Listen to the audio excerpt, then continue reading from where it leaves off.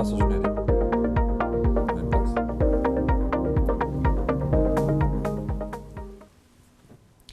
Então seja bem-vindo ao Corporate Talks deste... Corporate Talks. Estava distraído, não é? Estava distraído. Apanhei-o. Não. Corporate Business. Corporate Business é aquele programa que criámos aqui no canal A Cor do Dinheiro, em parceria com a Betoc, está ali o GP de Farinha, para nós levarmos a melhor informação financeira e fiscal. Portanto, sabe que todos os meses tem aqui um programa apenas dedicado a isso. Ora, o que é que vamos falar deste mês? Vamos falar de como é que se pode preparar a reforma, mas do ponto de vista da empresa e dos seus funcionários. Mas antes disso, vamos ao nosso Vox Pop.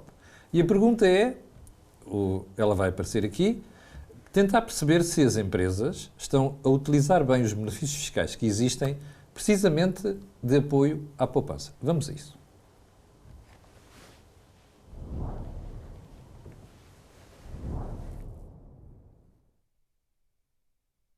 Se nós pensarmos em produtos de poupança para a reforma, eu acho que pode haver um problema de literacia financeira e de pouco conhecimento, mas penso que neste momento há muito pouco apoio fiscal para produtos para a poupança para a reforma, porque atualmente os benefícios que existem são relativamente baixos e depois concorrem com a generalidade de outros benefícios que acabam por afastar o aproveitamento possível desse benefício nessa poupança. E é pena que assim seja, porque e aqui podia haver um problema, há uma questão de literacia financeira, que era no fundo uma obrigação do governo, dos vários governos, explicarem a evolução que vai haver na segurança social, nomeadamente na taxa de substituição. A taxa de substituição é a relação que existe entre o último ordenado e aquilo que a pessoa vai receber na primeira pensão.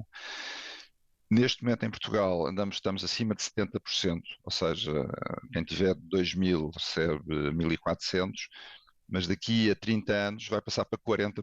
É uma redução enorme e no fundo devia haver uma explicação desta circunstância à generalidade das pessoas para, no fundo, principalmente as pessoas mais novas, que são aquelas que vão ser diretamente afetadas, poderem começar já a pensar em fazer uma poupança específica para a reforma.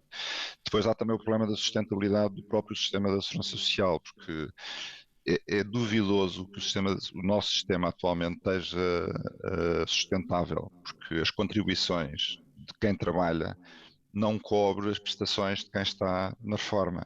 E portanto, quer dizer, e esta é a nossa visão de equilíbrio. E a sustentabilidade não se alcança com impostos, não se alcança com outros impostos, alcança-se com esta relação entre contribuições e prestações.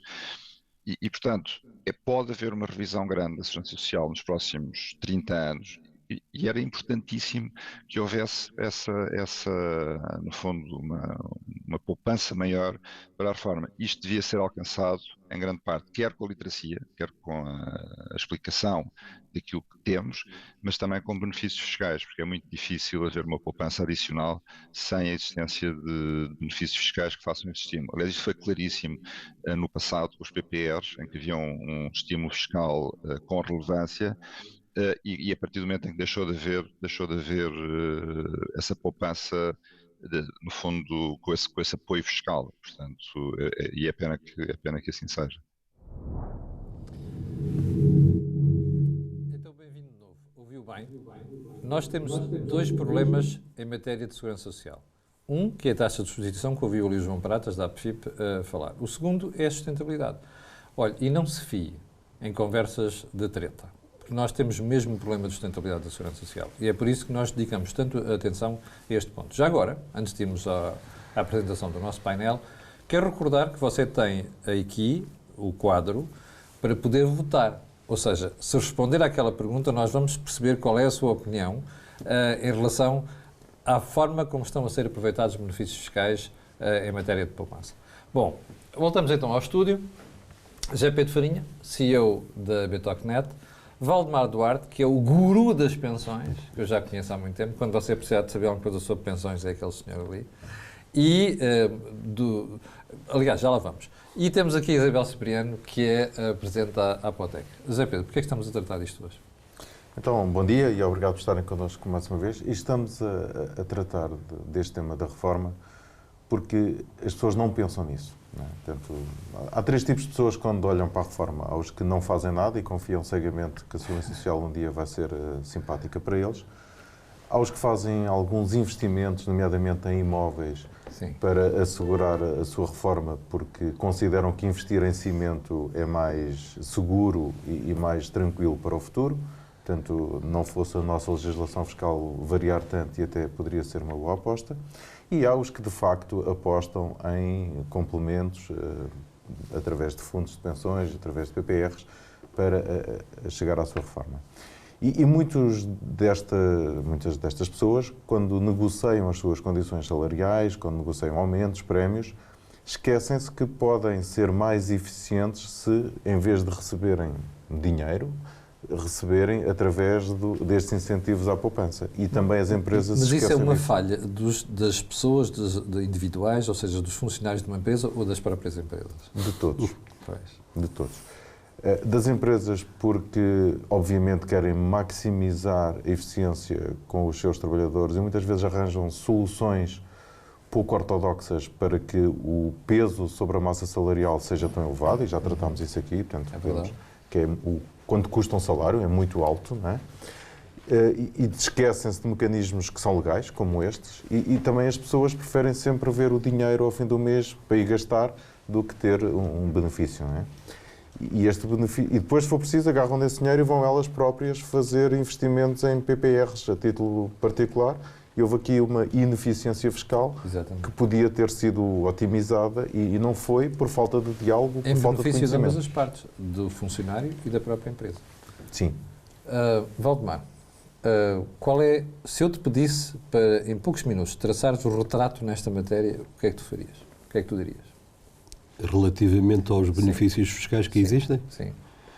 Eu diria que eu estou ligado a esta atividade, como sabes, já vai para perto de 40 anos. E comecei ligado a ela quando se instituíram benefícios fiscais. Sim. Quando existiam planos de pensões criados fundamentalmente por empresas públicas, geridos no balanço das empresas, portanto, uma forma bombástica, ou seja, existiam os benefícios, mas não existia financiamento para os cobrir. E houve a consciencialização que era importante externalizar e financiar e profissionalizar a atribuição desses benefícios. E, portanto, nos anos de 1987 e 88, o Governo, na altura, desenvolveu o enquadramento fiscal e fez uma coisa muito importante, que foi para 2 anos, os anos de 87 e 88, dar o duplo crédito fiscal. Na altura, IRC e derramas estavam muito próximos dos 40%, portanto, isso significa que, em termos de crédito fiscal, poupavam-se 80% da despesa. Que era um grande incentivo. Que foi um grande incentivo. Só que isso, como em muitas coisas em Portugal, a matéria fiscal, nós vamos mudando de lei como quem muda de camisa. É verdade. Vamos lá ver. Este duplo crédito fiscal foi para o arranque. Exato. E isso permitiu que os fundos de pensões, a generalidade, os que existem hoje em Portugal, tivessem sido criados nessa altura. Okay? Mudaram muito com o tempo, eram de benefício definido. Na generalidade, agora são de contribuição definida, mas o grosso dos ativos que existem hoje ainda são de benefício definido. Os fundos da banca, de grandes empresas, e, portanto, que estão fechados para novas populações, mas que têm os ativos desde determinada data e, fundamentalmente, os reformados. Portanto, o que se fez foi importante e, simultaneamente, nessa altura, criou-se também um produto, que foram os PPR, Sim. altamente inovador, que conjugava a oferta de 3 tipos de entidades, seguradoras, gestoras de fundos de pensões e gestoras de fundos de investimento, ou seja, com uma intenção clara de dar capilaridade a esse produto, ou seja, de pôr esse produto no spotlight dos consumidores, que eles o vissem, e com bons incentivos fiscais. Na altura, ainda era uma dedução ao rendimento coletável, o que permitia que os níveis mais elevados de rendimento poupassem mais. Compreendo perfeitamente e aceito que o benefício deve ser de dedução à coleta, ou seja, devemos gerir a eficácia do benefício fiscal. Para as pessoas perceberem, a coleta é aquilo que se apura, que se vai entregar ao fisco depois de fazer a liquidação do imposto. Eu ia para dizer, ou seja, o rendimento coletável é ao rendimento e depois ele vai sendo tributado em escada, primeiro taxas mais baixas e depois mais altas. A coleta é o imposto que temos que pagar e, portanto, é igual, desde que a pessoa tenha imposto para pagar, tanto para o rico como o pobre é exatamente igual. E, portanto, faz sentido que assim seja, pode permitir que o mesmo benefício, gastando o mesmo ou menos, possa chegar a mais população. Valdemar, se eu te perguntar assim, no início, de facto, isto tinha incentivos muito interessantes, mas, entretanto, foi-se perdendo essa parte do incentivo, ou seja, o incentivo perdeu importância neste processo, ao longo dos anos? Perdeu. E porquê? Porque os governos são mais vorazes do ponto de vista fiscal? Não sei. Isso já é uma opinião, não a vou transmitir, mas a consequência é essa. Eu ia separar isso do lado das empresas e dos particulares. Sim. Pronto, do lado das empresas tem havido uma razoável estabilidade, é o chamado artigo 43 do Código do IRC, e portanto, dá já para ver que não é um benefício fiscal, ou seja, é o normal enquadramento, que foi sendo estruturado, densificado, mas estruturalmente é o mesmo. Tem de ter caráter geral, a fórmula de benefícios tem de ser uniforme, ou seja, tem de haver uma única fórmula, tem de ser para a reforma, tem de ser para pagar pelo menos 2/3 em prestações regulares, portanto, essas regras têm-se mantido. Quem está do outro lado e que tiver a ouvir a tua explicação, se perguntar assim, mas porque é que qual é a vantagem para mim, empresa, embarcar neste tipo de produto? Essa é a parede com que nos esbarramos e nos temos esbarrado ao longo do tempo. Ou seja, nós, operadores de mercado, gostamos de fazer fundos de pensões. Sim. Mas um fundo de pensões é um negócio de longo prazo. Ou seja, não é o dia que eu fiz o fundo de pensões, claro, brincando que sou feliz. Portanto, a felicidade faz-se ao longo do tempo. E, portanto, é extremamente importante que a empresa, ao fazer, depois assuma na continuidade. E o que acontece, e aí vou meter a colherada, há um discurso oficial de que a segurança social é com o Estado. Pois. E, portanto, os empresários que são acossados por tanto lado e por tanta coisa e que têm impostos, obviamente que se o Estado lhes diz a segurança social, ou seja, as reformas dos vossos colaboradores, está nas nossas mãos, qualquer empresário não pensa duas vezes, diz, pronto, se este assunto não é meu, há uma desresponsabilização nesse aspecto. Assunto seguinte. Sim. E, surpresa das surpresas, a proposta da CIP é uma proposta de iniciativa de empresários, onde põe em cima da mesa de forma clara a importância, e não só em teoria, faz proposta objetiva de meter este ano e no próximo 10% salários, portanto não são valores sequer insignificantes, e o resto vão e de construir e de criar dividendos atribuídos aos trabalhadores e canalizados para produtos de reforma que permitam ter um tratamento fiscal, quer em termos de segurança social, quer em termos de IRS, e portanto nós só temos que louvar, começa a haver alguma preocupação. Mas não foi acolhida, o problema é esse. Agora deixa-me ir aqui à Isabel. Isabel, o Estado devia ser mais ativo a promover ou a encorajar as empresas a criarem este tipo de instrumento em benefício dos seus trabalhadores? Bom dia, Camilo. Peço desculpa, a chuva da manhã já está a fazer estragos na voz. Vamos lá ver. Se por um lado o Estado chama a si o que quer, quando a coisa corre mal, transita essa responsabilidade. Tem sido isso, viu-se isso na desmaterialização das declarações, vê-se isso em muita linha de ação, que não tem só a ver. O problema aqui assenta em dois pontos. Primeiro, as empresas têm uma necessidade de terem trabalhadores capacitados. Portanto, compreende-se a posição muito lúcida da CIP em procurar apresentar soluções que contribuam para... por um lado, os trabalhadores se revejam no modelo empresarial das empresas onde estão integrados. Segundo, os empresários se sintam confortáveis com as políticas de recursos humanos e tributação, quer na ótica do trabalhador, que tragam o talento e que o faça sentir parte da empresa. Sim. O Valdemar deu aqui um exemplo.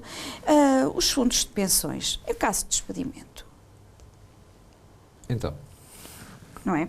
Não é. Aí é que está. Não, As espera pessoas aí, desculpa lá. Os fundos de pensões nasceram com uma característica que era a chamada atribuição de meras expectativas. sim. Portanto, que é a cenoura que está ali pendurada à frente, e se tu sais antes, perdes o direito. Portanto, mera expectativa significava o direito só se consolida à idade de reforma. Sim. Assim, o mundo mudou. E nós, os planos de contribuição definida que fazemos hoje, e que têm contribuições, já também se faz o push para que os trabalhadores façam contribuições, porque se eles as fizerem, o bolo todo é maior e estão envolvidos, ou seja, sabem o que existe, ou seja, não é uma coisa que a empresa lhes deu, Sim. é uma coisa que eles estão a fazer com a empresa e, portanto, é completamente diferente e podemos duplicar o bolo.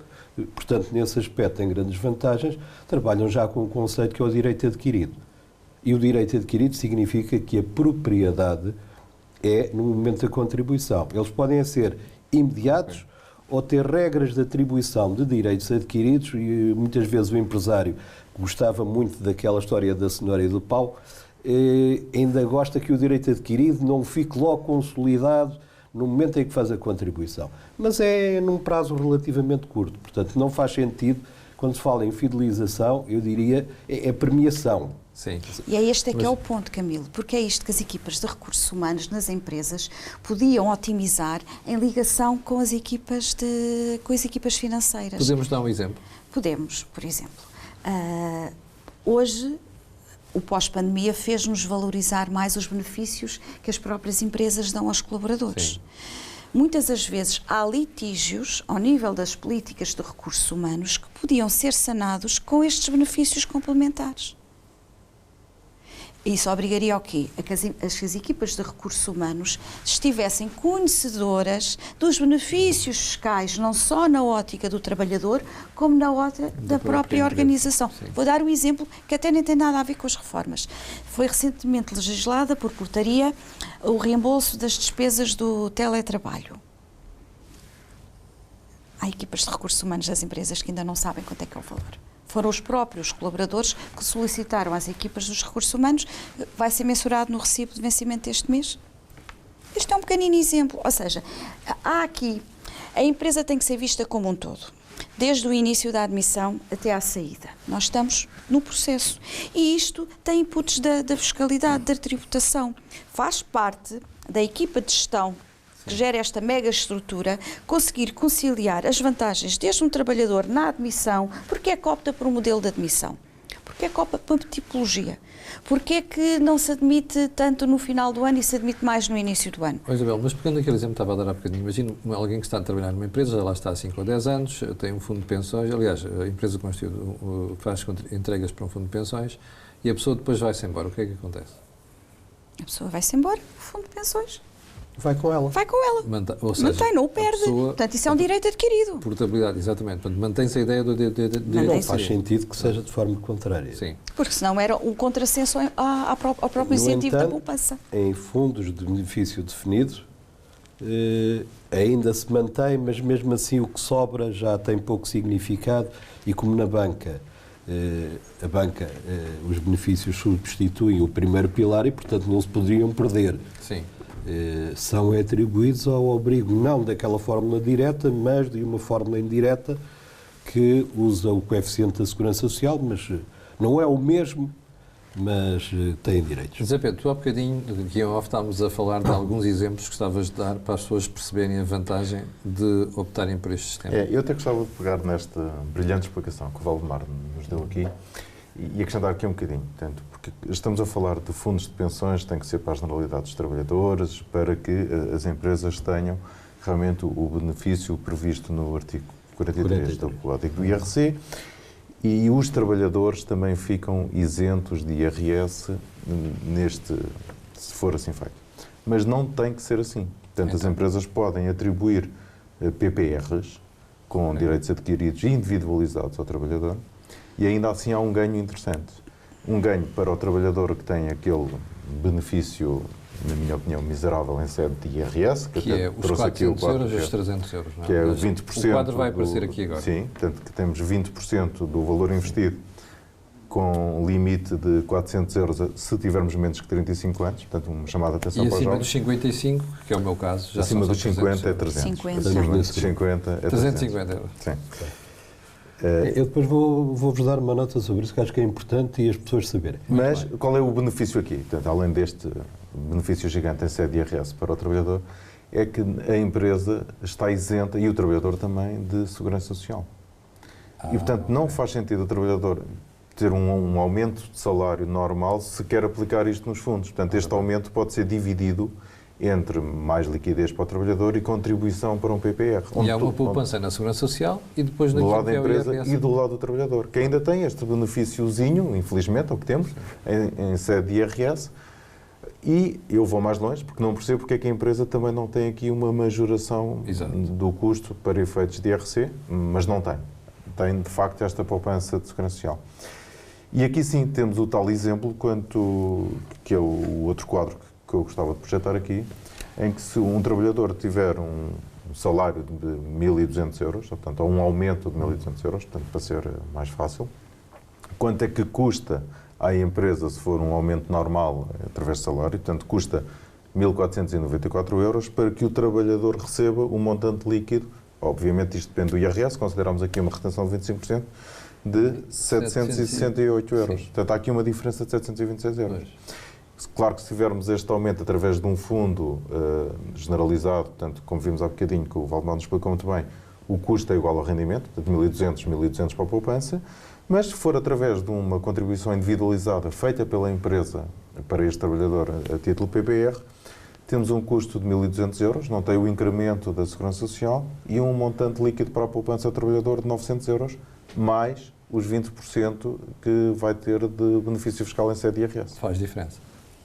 Faz diferença. E era aqui que eu dizia que as empresas e os trabalhadores, por desconhecimento ou por outro motivo qualquer, não tiram partido disto. Isto é aquela altura em que a gente tem que dizer a quem está a ver, sobretudo se for gestores, nomeadamente recursos humanos ou o próprio CEO, atenção a este pormenor. É como diz José Pedro Farinha, isto não está a ser devidamente aproveitado e provavelmente por ignorância, por falta de informação.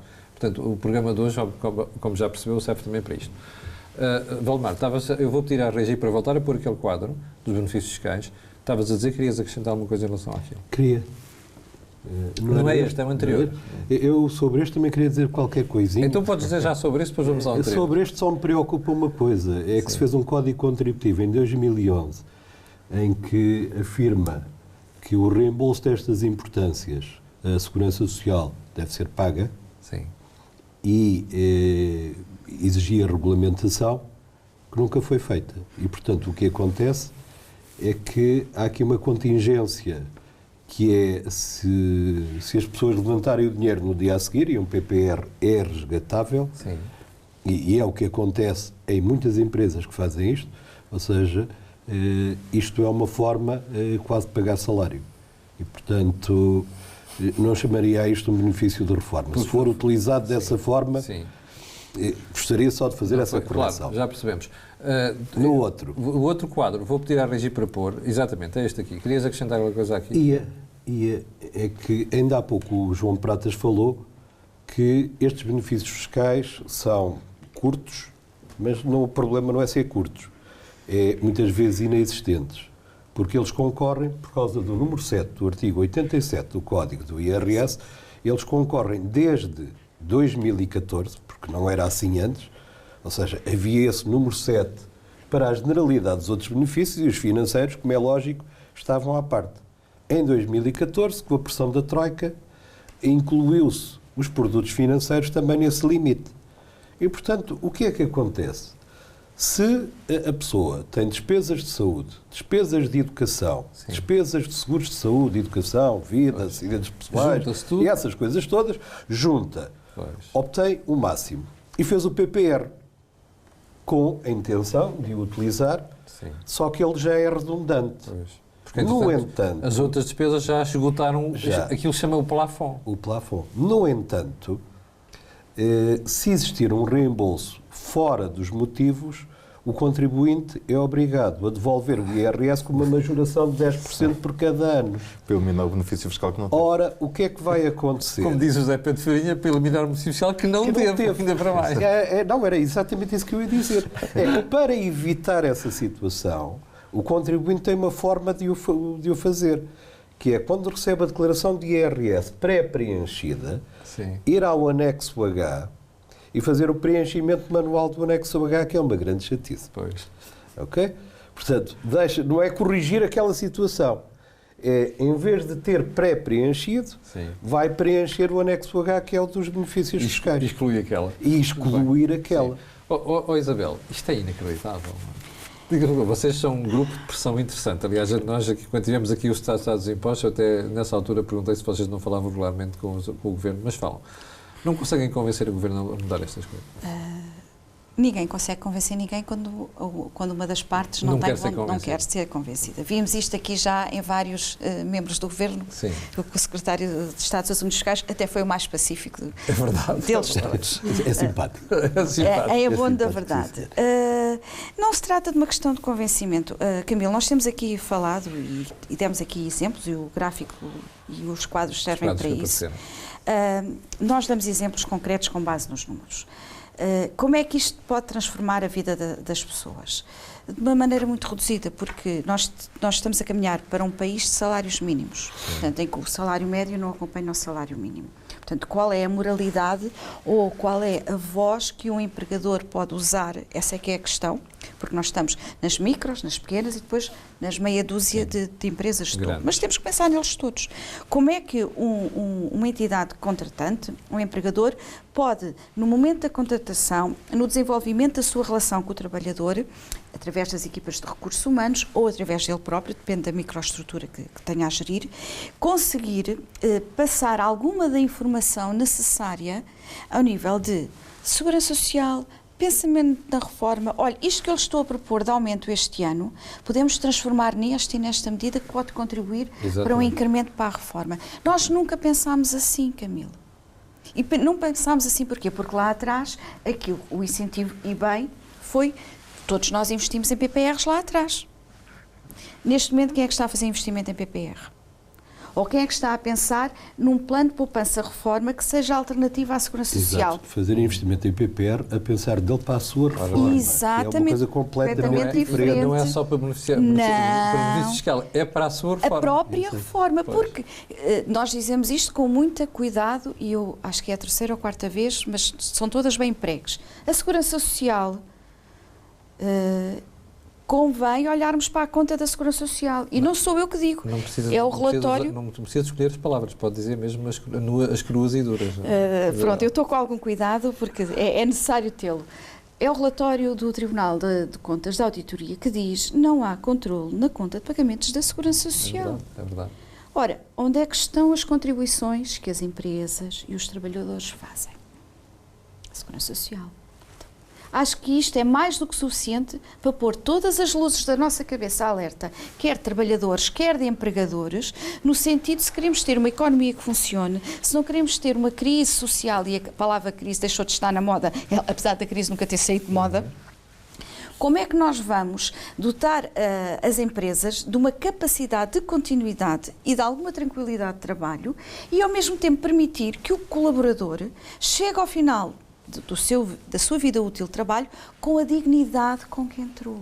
Isto é que é importante, assegurar o princípio da dignidade desde o início até ao fim do processo, seja ele por 5, 10, 15 anos. Valdemar, nós estamos aqui a pôr a tónica na questão da reforma, que é, as pessoas têm que olhar para isto, que é, eu preciso de um complemento. E têm que ter instrumentos para poder olhar. Ora bem, não olhar no vazio é uma coisa... Deixe-me uma coisa, vocês estão, a APFIP é um operador importante, uma instituição importante, vocês nas conversas têm com o poder, que o Governo não consegue mudar este estado de coisas, nomeadamente este pormenor que tu referiste agora em relação aos PPR e os benefícios fiscais?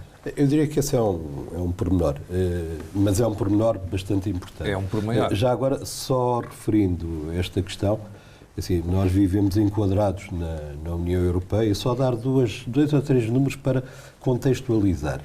Em termos da OCDE, em 37 países, nós estamos em 36º lugar em termos de cobertura de complementaridade.